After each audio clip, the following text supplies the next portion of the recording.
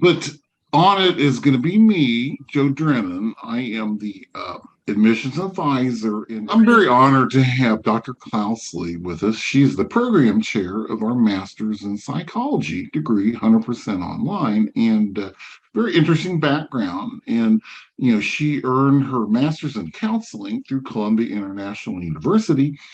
And received her doctorate at the University of Texas in Dallas. And her I guess her focus has been on focused childcare for low income, ethically diverse children during the time she taught statistics and marriage and family counseling.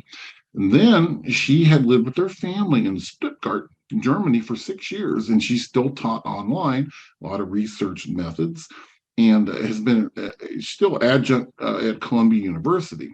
And her current research are in areas of spirituality and depression in college students and approaches to self-care amongst individuals who work full-time in the ministry.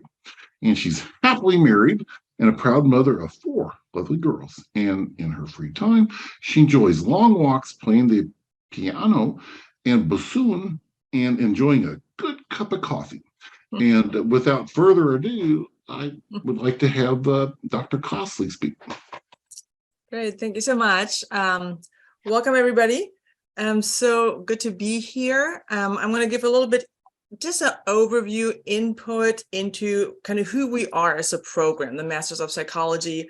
And then Joe Drennan will kind of follow up kind of on some of the logistics pieces on how to enroll, how to get the necessary information you need. So as we jump in, I'm going to share my screen to just have a couple slides to kind of guide us through our discussion. So as we start thinking about the study of psychology, first question is, why study psychology? So if you are out there, I know at least 10 of you are there. Tell me your thoughts. Why are you here tonight? What intrigues you? Why would you want to study psychology? And you can just put it in the chat or in the Q&A.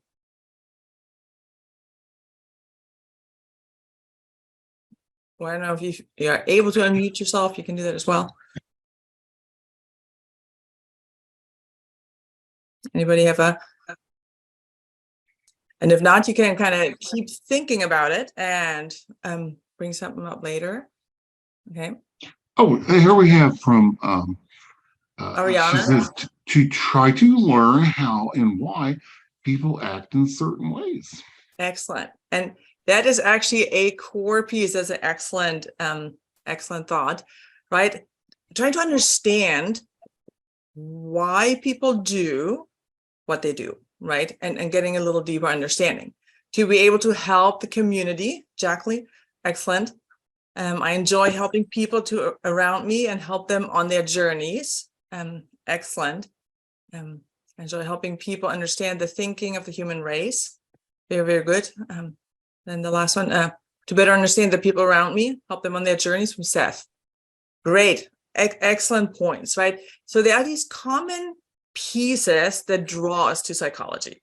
I've been in psychology for a long time. I actually, when I was an undergrad, I was never going to do psychology. I had zero interest until I took mandatorily Intro to Psych. And after that course, I was just like, man, I'm going to take another class. I want to take another class. It is so interesting to understand how we tick, right? What makes us do what we do. So I want to take a couple of minutes as we think through the Master in Psychology at DMU, kind of what are those core pieces, and kind of follow up on some of your thoughts of what draws you to study psychology. First of all, just on an intro, how we view education is that we do not see education as just getting information to gain knowledge, even though that is a part of education, but we really view it as formation throughout the program. I love that statement from Aquinas: the soul is perfected by knowledge and virtue. We need knowledge, but we also need growth and virtue to flourish, to do well, right? So with a desire that our students do well and leave the program differently than they entered, we have this approach that we take through every course in the program, that we have a formative element, a view of formation in education. So, so here's our 3 pieces that when I think our Master in Psychology as a faculty, what we've kind of what is that, what we give and what you gain as you come into the Masters. A couple of you said exactly what brings you to the program is understanding self and others, right? Understanding myself better actually makes me more effective in just about any work environment. Can be leadership, can be service, can be ministry. And understanding others, we'll talk a little bit more about that in a minute, right? Having a paradigm, how I look at behavior. Second piece is kind of that formative piece of growing personally, spiritually, and professionally, right? I'm probably not going to leave the program the way I entered. I'm going to, as I learn, as I grow, as I reflect, I'm changing personally to have deeper knowledge of self. I'm going to grow spiritually. We are a Catholic Christian program, and every single course is integrated with theology, philosophy, and psychology. And we want everybody to grow professionally, right? We want you to be able to go out in the workforce and be really well prepared. The third piece is that we want people to gain those skills of leading individuals and groups to flourishing. DMU as a whole school has this deep view of the need to flourish as a created being in the image of God.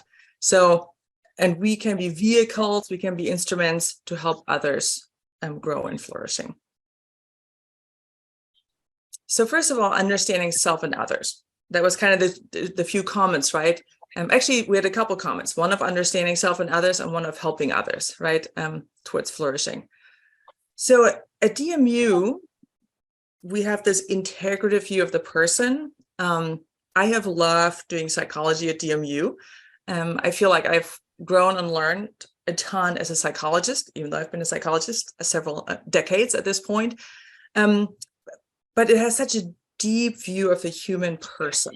So we go past, we do really well in understanding research literature, but then we also pull in that deeper view of the person of seeing everybody as created, fallen and redeemed. We see that journey through vocation and virtue as vehicles to well-being and flourishing. The person will do well as they grow in virtue and as they flourish in vocation, both professionally, relationally, and personally, right? So we look at the person volitionally, right, and free by nature of being created. So as we're studying psychology, we always pull in that deeper view of the person for what I would say is a more well-rounded view of the individual. The other piece is that we help the psychological knowledge. I love psychology. I love, and I feel the more I read, the more I study, I still love psychology, right? Because I feel like you understand the person and you have another way of understanding behavior, right? And you see it like kids in a school setting, little Billy is mean, right? Well, as a psychologist, I all of a sudden have another avenue to understand that behavior. At some level, all behavior is logical, right? So what is that anger? If I see anger in a person, we'd call that a secondary emotion. There's probably always something under anger, right? Anger is never just an emotion in itself. There's always a deeper level. So having a paradigm, having another lens to understand behavior, it's one of those great assets in studying psychology. So part of the core courses, right? Seeing the person developmentally, right? Working with a teenager is very different than working with a retiree, right? How do we develop as human beings? It's one of those core pieces of understanding functioning. We have abnormal psychopathology, looking at risk and resiliency, understanding who is at risk towards psychopathology, what factors pose risk, and how can you create a culture and an environment towards well-being, flourishing, and resilience. And we looking, one of my favorite classes, biology, affective and cognitive bases for behavior, and we have motivation in there. And little bit of neuroscience, a little bit of biological basis of behavior. It opens the door to understanding how the person ticks in such a great way. And then we have social psychology, understanding culture and groups, and of course, statistics and research methods, which gives you such another vehicle for looking at behavior. And we also have always one course that is truly philosophy, theology, to have another way of looking at human flourishing and functioning. The other part that's part of our program is growing personally, spiritually, professionally, right? Part of that is one piece is a scientific mindedness. That's not knowledge, that's a skill, right? That when you get your master's in psychology, you go from non-expert to expert, right? People look to you as a person who is able to reason through maybe tensions, conflicts, needing conflict resolution, right? So having scientific mindedness, that skill of looking at the evidence before you and looking at evidence-based solutions, having psychological explanations for behavioral phenomena, right?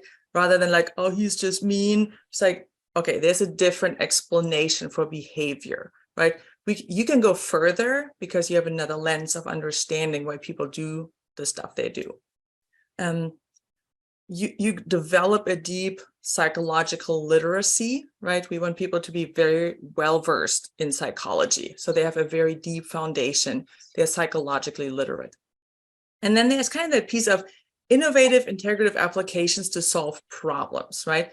That can be really helpful if you're leadership and management, right? When you have a group of people you're responsible for, how do you solve problems? How do you lead your group through crisis? Really helpful for people who are in ministry leadership. We have a lot of people who are in ministry leadership who feel they need to understand the person better. They need to understand better, how do I lead people?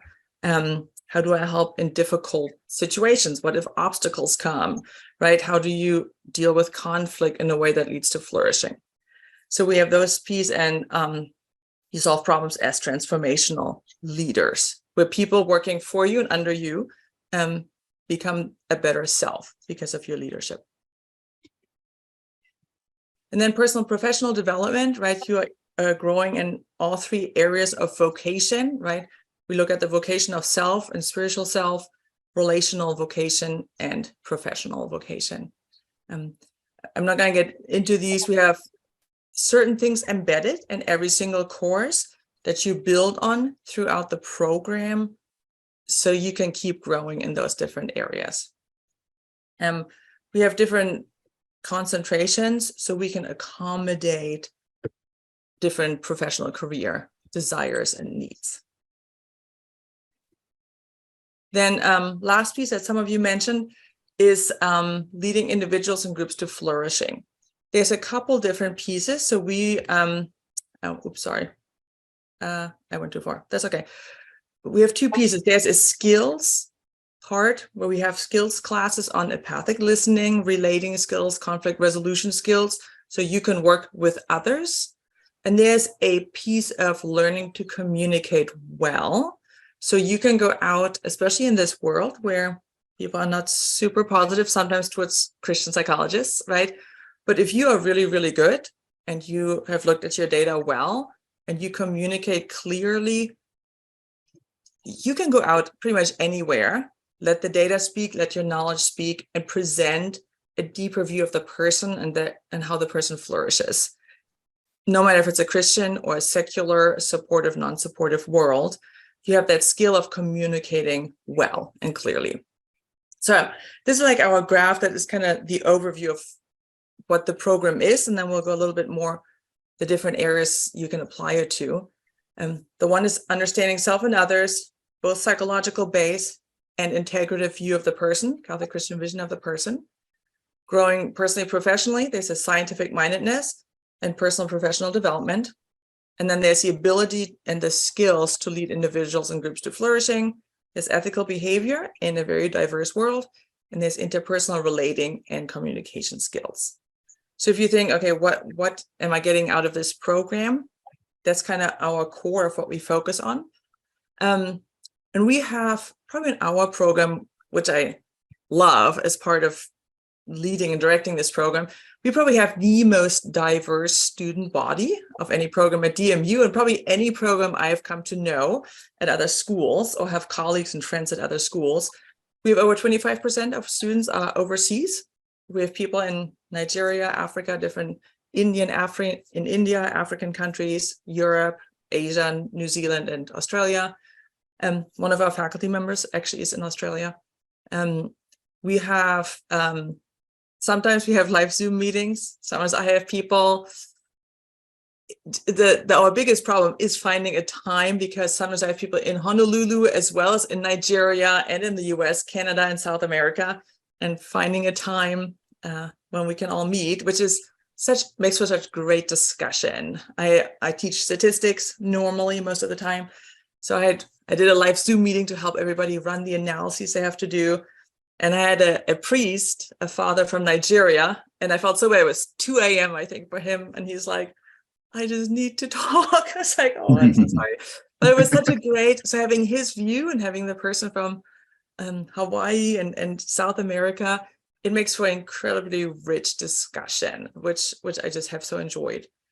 Then professionally, we have also a huge amount of diversity. We have people who are in upper management of companies. We have people in Silicon Valley who have moved into leadership positions, and they're like, all I know is computers or engineering. I don't know anything about people. Can you help us? And I'm like, great. And they love the program. We have people who are in medical professions, nurses, doctors, physical therapists who work with chronic pain. And they just say, I just need a different view of the person to keep me motivated in doing what I do and do it well. We have Catholic educators, teachers from different public or private schools who want to think through, how does formation look? How do I do self-care in the classroom when it's really hard? And a lot of kids come from hard backgrounds. We have a lot of people from ministry, focused missionaries, priests, people who work in spiritual formation, discernment at seminaries, and wanting to understand the functioning of the person better. And then we have a growing group of chaplains who are overseas, military, deployed. Some people are just gone because they get last minute deployed, and then at some point they resurface and we're like, great, you're back. And they find the understanding of the person so helpful to their work as chaplains. And then we have a growing group of people who do the pre-Ph.D. We've added a pre-Ph.D. track, who just come 16 months, do a thesis, go on for doctoral work. And they just come to stop for the integrative view on psychology. And then many others, right? We can't list all of them. But as we close, I want to give one little thing before we talk about concentrations. Kind of this question comes up all the time: clinical or non-clinical psychology. So we are the non-clinical program in the global campus at DMU. We also have a counseling program that is clinical. And we always get this question, right? So this is a non-licensing program. Would I prefer a licensing program? And the way I like to look at it and help people think through this is, it really depends how God has made you and how you like to work. So counseling, you see on the left, is really that one-on-one direct service, and it has that restorative focus, right? People come, I do a little bit, I got a counseling degree first. I do a little bit of private practice, kind of 2 evenings a week. I mostly work with couples, which I also love, but a lot of my colleagues who do only counseling, they see 35 to 40 people a week. They don't do teamwork. They don't see colleagues. They just clock client after client. Some people love it. Some people find it lonely, right? Find that they would prefer working in a team. They would prefer developing culture, right? So if you, on the right here, if you think non-clinical psychology, the framework I like is broader interventions for groups and individuals, right? You're not doing the one-on-one direct service with a restorative focus. You're developing cultures, you are developing broader interventions. If you think human services, you're connecting people with resources to overcome adversity, right?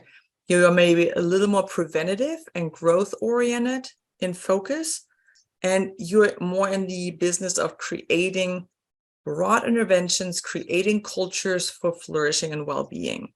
You've had quite a few people who've written their capstone, they've done their work on preventing burnout. They work in companies, they are either in ministry settings, have moved into leadership positions, and they want to think through, how do I create a culture for well-being? How do I create culture that prevents burnout, right?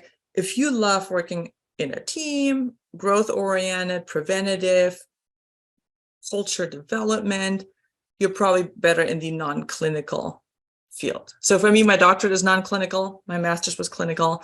I love my private practice, 2 evenings a week, but I love the rest of the week that I'm not only private practice. So for me, it was kind of that, I love a little bit of it, and I feel I learn a lot by being with clients, but my mind goes like, can we have preventative interventions? How about psychoeducational pieces where we can have a ton of people? Because I do mostly marriage counseling. Most people don't come to see me until they're doing pretty badly, right? And most people don't come to counseling if you look across the population. So thinking, how can we get to people earlier, better, in a preventative sense? To me, that is exciting. I love research. I love developing new ways of looking through stuff, right? So kind of before the Lord, exploring what is your professional journey, and what is interesting, what draws you, kind of answers your question a little bit between that clinical, non-clinical psychology discernment. Then just one quick word, and I know Joe will talk about it a little bit. What are the specializations we're offering now? We have 4, and then we have a self-design for those who want to pick and choose. We have a lot of our ministry people choose self-design because they have different needs. They want one leadership class, one skills class. And we have leadership psychology, just because we keep getting people who are in leadership settings and they want to lead well. I love our view on servant leadership, transformational leadership, virtue-based leadership. It's kind of that counterpiece to how a lot of other leadership programs are secular.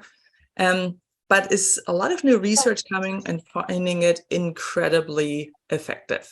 So you take 3 courses in applied leadership skills, transformational leadership, and leading groups and programs. Then we have marriage and family studies. People who work in the diocesan level, people who work in early intervention, family ministry, and marriage, pre-Cana, post-Cana, mentor couples, training mentor couples, who want to understand marriage, family systems theory, interventions, and kind of the theology of marriage and family. So we have that. Pre-Ph.D, we've just started this year, is fantastic. I love it. I'm working with 2 people right now who are doing their thesis. It's really, you're doing research. So if you're interested in doctoral studies eventually, if having a thesis, and especially if you presented or published your thesis, definitely gives you a heads up, or just a little edge up to more competitive doctoral programs. Certain doctoral programs are very competitive in psychology. Coming with a master's with a thesis that's published definitely gives you a much wider open door in different programs. So you do a research project. You work with an advisor who walks you through all the steps of research. You run analyses, collect data, and present, hopefully at a conference, and publish your article. And then human services is for people who like case management, helping people overcome adversity. That is kind of, I have different friends who work in human services, and being that piece who connects them with the resources to not just stay at the hard place they are at. So we have a lot of people who've loved that concentration, and there's a certification you can get that we don't offer in the program, but the program qualifies you to get certified as a human service professional. So that's kind of on the specializations. If you have questions, and otherwise, maybe Joe, you can take over and give a little more of the other parts of the program. All right. Well, thank you, Dr. Klausli. That was well said, and I can never say it like you can. So because you are the program chair. And so, okay, so what I'm going to do is I'm going to share my screen with you and go into some more details on Divine Mercy, Master's in Psychology, 100% online. The only time you have to go to campuses for graduation, no GRE or graduate record exam required for admission. And that's me. And next slide. And anyway, we are accredited by the Southern Association of College and Schools. And some of the schools accredited in the Southern Association are Duke, Florida State, all the way over to Texas and, Mississippi. And we were formed and chartered in Virginia in 1998. So we're a relatively young university. Okay, next slide. And we're a Catholic graduate university dedicated to scientific study of psychology and counseling. And like I said, founded in 1999. And in 2015, we changed our name to Divine Mercy from the Psychological Science College. Okay. And how is our online master's in psychology different? Well, it's asynchronous, meaning when you're online, you can study when you want to. Whether you're an early morning person, you want to do it late at night or on weekends, but however, you still have to get the work done. And we have a very experienced faculty or experts in their fields, and and they try to help you individually. And what's important to me and hopefully to you is we're infused by our Catholic Christian meta model of the human person, which means we deal with the whole person, mind, body, spirit, heart. And we do it through psychology, philosophy, and theology. And we don't have religion classes per se, but we do infuse it in our studies. So, okay, next slide. And anyway, these are some of the benefits in psychology, Master in Psychology. I'm not going to go over them, but take a look at them. And these are very important, and they can help you in whatever you are doing now. And like Dr. Klausli was saying, evaluating critically one's own biases and assumptions. So in a program like this, you get to get to know yourself really well. And when you know yourself really well, it helps you help other people. Okay. And these are some of the advanced skills provided by the MSP. And I'll let you look at these.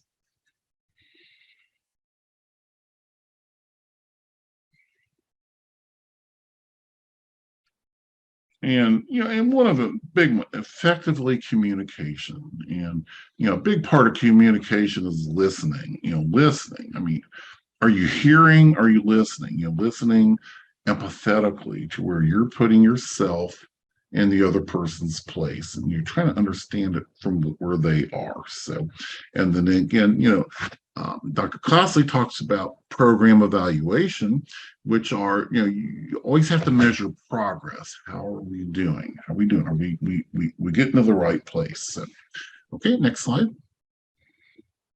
And these are the 5 concentrations: marriage and family, human services, leadership, pre-PhD, and self-design. And self-design, you can pick 3 electives. Human services and marriage and family, they have very defined ones. In leadership, if you're in business, but it's all online. But it is not a licensure track. There is no licensing involved. So the next one. But these are 8 core courses. Everybody takes the same 8 core courses, no matter what their concentration is. And we preach, we talk about flourishing. Flourishing is very important. And as you said, that is helping people feel better about themselves. And when you feel better about yourselves, you can do big things. So, and but those are the electives in marriage and family systems, flourishing relationships, and marriage and family interventions. Okay. The next slide. And human services, this is more in your social work. Same 8 core courses, and the 8 core courses they're very good. They will take you a lot of places. But relationship and intervention skills, personality, and group counseling work are the 3 electives. And the next one, and in leadership, transformational leadership, leading people, programs, and organizations, and applying leadership skills. And we have had students who they know their numbers that an MBA would teach you, but they want people skills, how to understand people. And this will help them do that. And then the next one, which is pre-PhD, same 8 core courses. However, the electives are, they are 6 1.5 credit hour courses on how to write your thesis. And difference between your thesis and all, the other concentrations have what they call a capstone. But a thesis, you have to write it down, your research, but you also have to defend it orally in front of a group. Both the proposal and the actual project. So what's that? It's fantastic. You have 2 defenses actually for the thesis. Proposal defense, then you get IRB approval, then you collect data, analyze it, write it up, and then you have the final defense. Exactly. It's a little bit more intense. And then, the third one is what we call self-design. And they can pick their electives from each of the 3, from, marriage and family, flourishing, and group counseling. So that is actually the most popular concentration. About 40% of our students are doing that because they want a choice in their studies. So, and then the next one. But these are some of the different areas that graduates can go into. And these are areas that our graduates have gone into. From industrial organizations, education, teaching, psychology and community college. You have to have a master's in psychology, as well as if you're doing it in high school. And then, social, mental health, ministry, government, they need, folks with a psychology background because they understand how people tick. And the next one. And then in, healthcare, mental services, case management, foster care, social work, man, that is a tough work. And maybe some of you are in social work now, but what will a master's in psychology do to help you help people in that? So, and the next one. And then in business, in human resource management to, sales representatives, public relations. I mean, that's probably one of the biggest areas that a psychology master's will, I guess if you want to make money, it's a good area to be in. So, and then the next one is the, parishes and dioceses. We get a lot of graduates who, they want to understand people better to help with their community or their parish or their, whatever their church is. And because they know people need help and, they want to help them. So, and next one. And then in child family services, very big. And, and then in your nonprofits and, child protection. So, and next one. And then in local, state, and federal government, they like to have, psychology grads to help out with, drug and alcohol dependency. That's just, it's getting out of hand, parole officer. And we get, quite a few students who are, they're policemen, sheriffs, and that. And they do want to do that to help them with what they call community policing. So, and the next one. Oh, and that fellow there in the red gown, that is Father Charles Sikorsky. He's the president of our university. And of course, in the ministry, for youth pastors, leaders of churches, and it kind of depends on what is important to you. And next one. Now, online classroom. Well, in 2020, when COVID hit, high schools, colleges, they did everything online because you couldn't be together.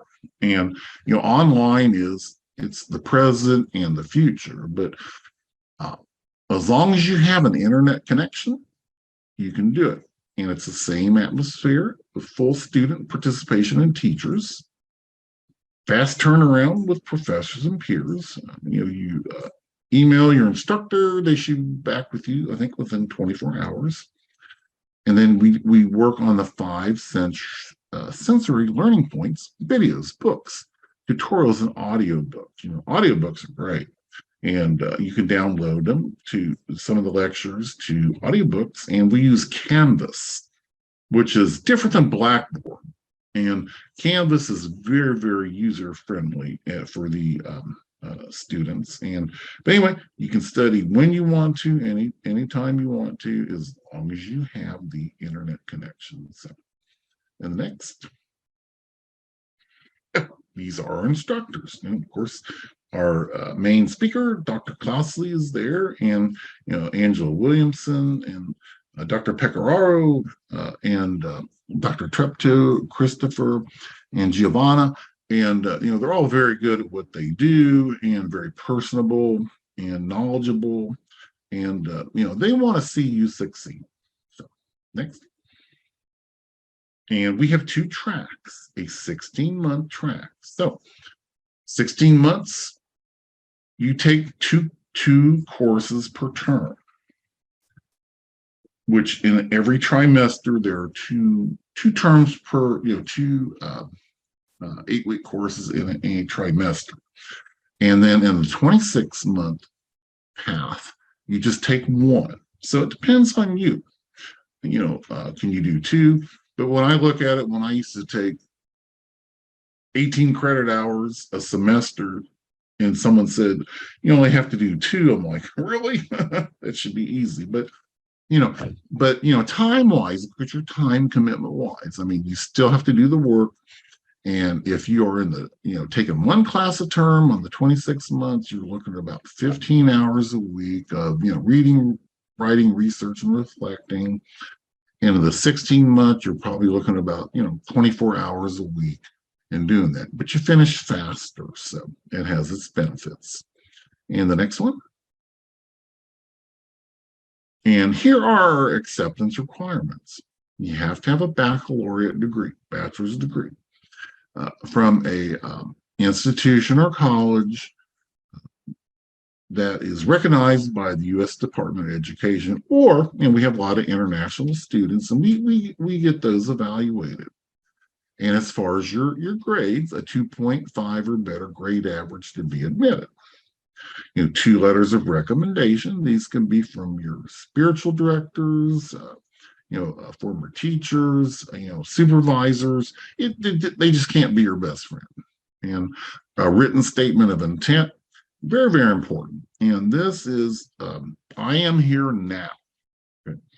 And in 5 years, I want to be here. And this is how the Masters of Psychology is going to help me get there.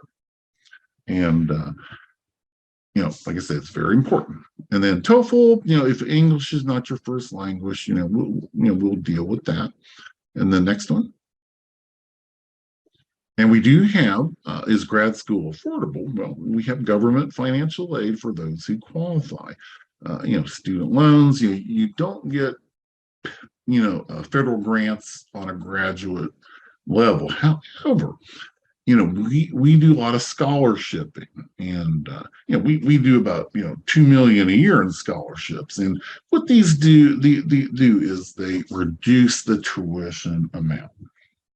Okay, next one. And this is our fees. Our Master of Psychology, $826 a credit hour, 33 credit hours. 27,258, technology fees. And it mentioned a virtual residency. And this is the only time you have to be online together. And we usually do that mid first trimester. And, it's everyone together on a Friday and a Saturday from 10 to 5. And it's workshops. All the instructors are there. And it is great. I went through it the last term, and it enlightened me. Now, this includes your books too.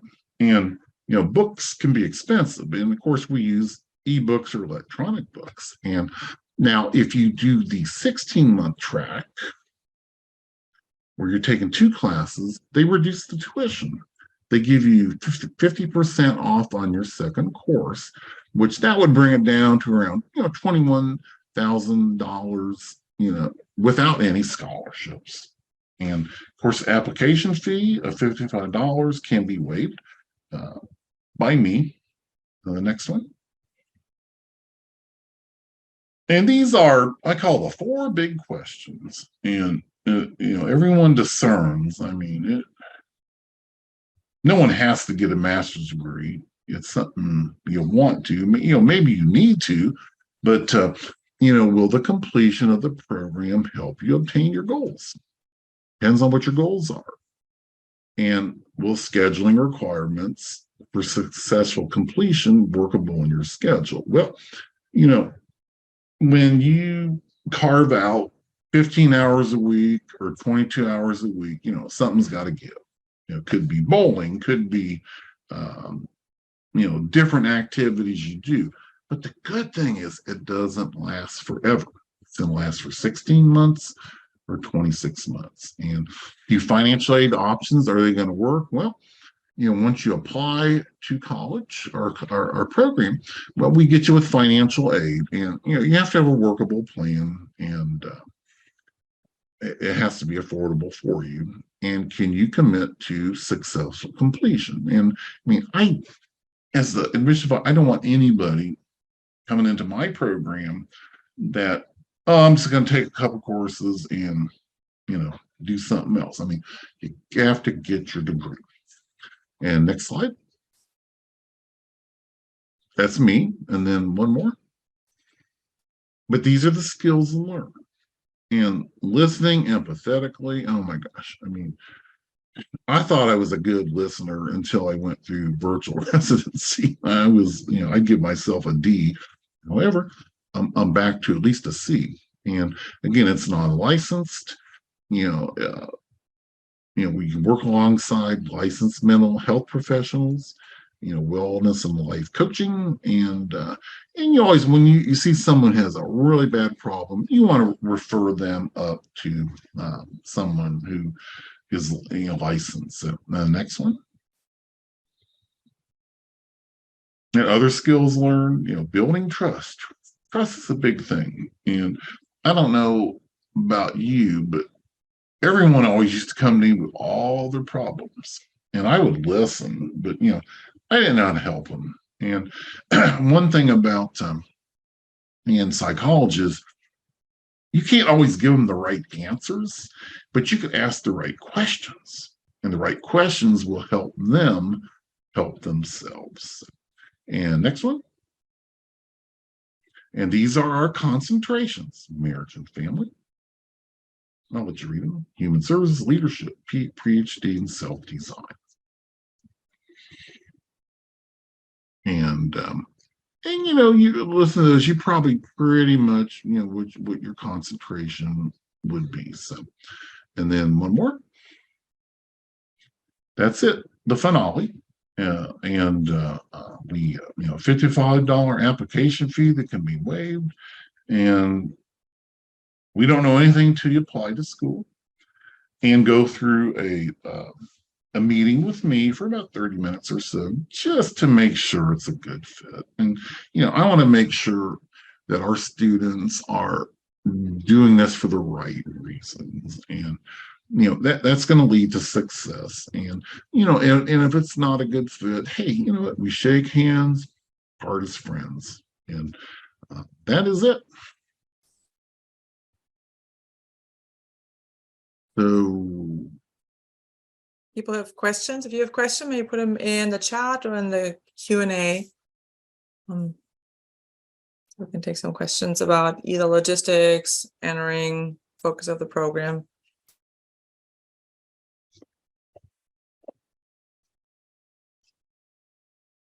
well, I guess they were all answered, Dr. Klausli. Excellent. So anyway, oh, wait a minute. No, I think that was earlier. It was? Yeah. Oh, Milagro, I think somebody raised their hand. Do you want to just text, put it in the chat, or do you want to unmute yourself? I'm unmuted. Can you hear me? Yeah. Yes. Okay, so I'm working as a LPN. I do home health, and I'm looking to go into case management or maybe into hospice nursing. I'm currently pursuing my RN online. So would this be a good just general master's degree program to do that? And I think so. I think it's very, we have more and more people from all kinds of different healthcare situations, and they love the deeper, just a new angle to think through what are aspects of flourishing. We just had somebody who's physical therapist, doctoral level physical therapist, who worked with chronic pain people. And she just needed a reframing of suffering. How do you take people through those hard places with hope, right? The whole psychology of hope. And I think she actually presented at Catholic Medical Association she did her capstone on kind of the flourishing person in suffering, and adding a kind of cognitive behavioral piece to her medical intervention, and was very well received. And I think it's really given her a new way of working with patients. I think given her new joy, new hope in the way she works with patients. Yeah, thank you. I want to just take a moment to thank you guys for the presentation. It was very helpful. So glad. I have to pop off and go to work. No. Wow. Okay. Oh, well. Okay. Have a good work. But one thing I say is, anytime you get into a master's degree like this, it's going to change you more than anything, because you're going to have different outlooks, and your friends may, hopefully they'll still be your friends, but you're a different person. But you have to do that to help people. So I see there are two more questions about which program can be licensed. Is the Master's in Counseling, Clinical Mental Health Counseling. It is, I think it's twice as long. And then you have licensing hours, right? You depending on your state. So then you are licensed, and very good. So what requirement for licensing? So our program is not licensing. However, certain states, like Colorado, has like a 3-tier system for addictions counseling. So the highest tier is for clinical mental health counselors who are fully licensed, but you can be an addictions counselor with a master's of psychology. And then you can get a certification to do addictions work. So it depends what state you're in. So there are different states. We're working on putting a list together for our students, because some people really do enjoy doing addictions work, and very, very needed this day and age. So and some people career counseling. If you do, like, I'm certified to do aptitude assessment for career counseling, which does not require a clinical mental health license. So I'm a certified, you have to do extra training, but I offer assessment for aptitude and ability for people to kind of discern what is good career choices for them. So that's a certification route versus a licensing route, if that makes sense. Seth, I think that was your question. Let us know if that, and Myra, I think, had the question about which program is licensing. Hi, my name is Ariana. I am a strategic director at a nonprofit organization, and we have pregnancy help centers in Miami. I've been looking over this program, and I don't know, the more I look into it, the more I feel like the leadership track would be beneficial. I mean, there's a lot of people that I'm supposed, I'm supposed to be leading, and I would love to learn more how to, like problem solve with groups of people. Because I don't know if maybe in the future I'll be in a even bigger leadership position in the organization. So I'm just very thankful for this, and it's just kind of like a confirmation from God that Excellent.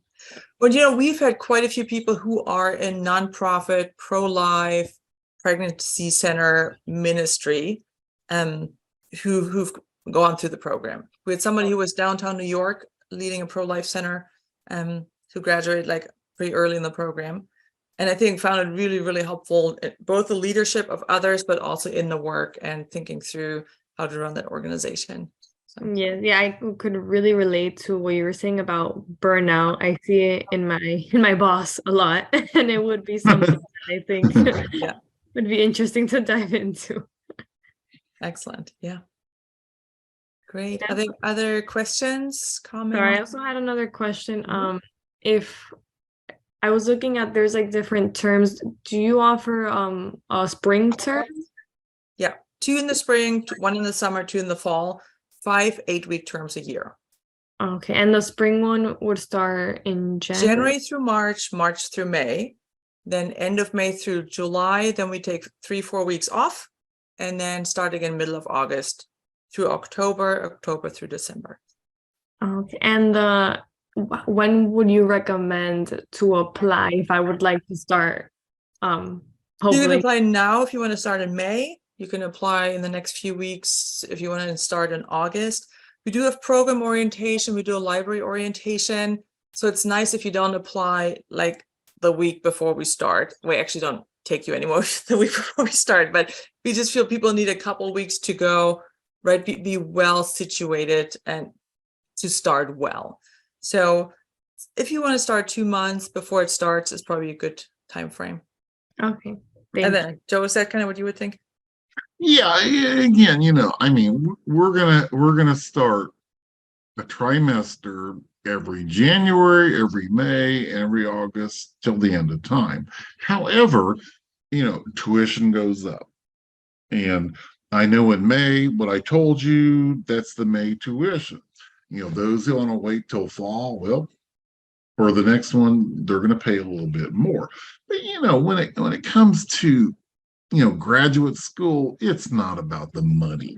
Everybody says it's the money, money, money. No, it's about the time you put in, the emotions you put into it. And, and it's something you're going to earn and be very, very proud of, that you have that on your resume, a master's of psychology. And that is the payoff. That is the payoff. And what you do with it from there, well, I mean, that's up to you. But, with a broader knowledge base and knowledge of people, it can take you far. Thank you. Mm-hmm. All right. And yeah, I think this answer. If you have more questions, be in touch with Joe Drennan. I'll help you, and I thank you for attending. And I want to thank Dr. Klausli too. What a wonderful session. I mean, that is, I mean, she's the expert. She knows the program inside out, upside down, right, left, up, down. So, but if you got questions, I'll see if we can answer them for you. So that's great. All right. Well, thank you, everybody. We're going to sign off here, and good night. And, goodbye. Bye-bye. I enjoyed it. Thank you. Bye now.